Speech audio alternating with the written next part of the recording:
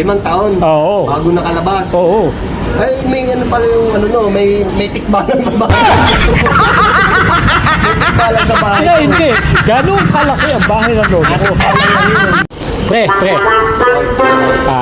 Alam mo pre, ang lolo ko pre, malaki bahay pre. Malaki, sa palakihan ng bahay pre, walang sinabi ang building, wala yan. Sa bahay ng lolo ko. Oo. Alam mo bakit pre?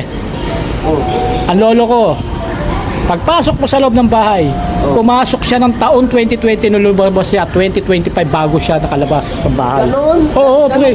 Ganun kalaki ang bahay mo? Oo, ng lolo ko, pre. Ganun kalaki. Hindi pala ng bahay ng lolo mo, pare. Oo. Sabi ko sa iyo eh. Laki. Oo, malaki, pre. Ilang taon? Bago siya nakalabas doon sa bahay niya, Oo. pagpasok niya, 5 taon, pre. 5 taon? Oo. Bago nakalabas? Oo.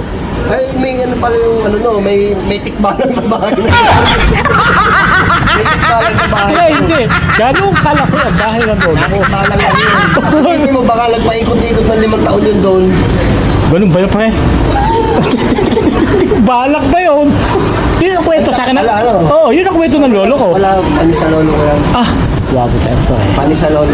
Pre, yun ha. 5 taon. 5 taon lang yun, 5 taon. 5 taon. Nako.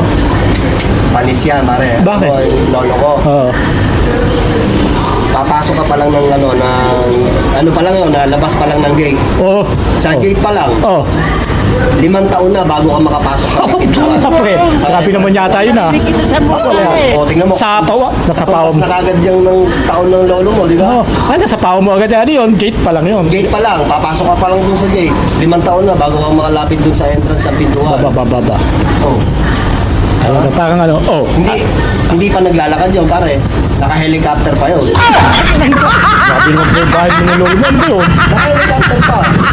Tama, bahay ng lolo mo. Basta, hindi ko alam eh. Basta pinuwento lang sa akin ng lolo ko. Tapos pare, hindi nakapasok na sa loob ng bahay. Oo. Pagpasok sa loob ng bahay noon, may nakaabang na jet. Oo, naka-jet.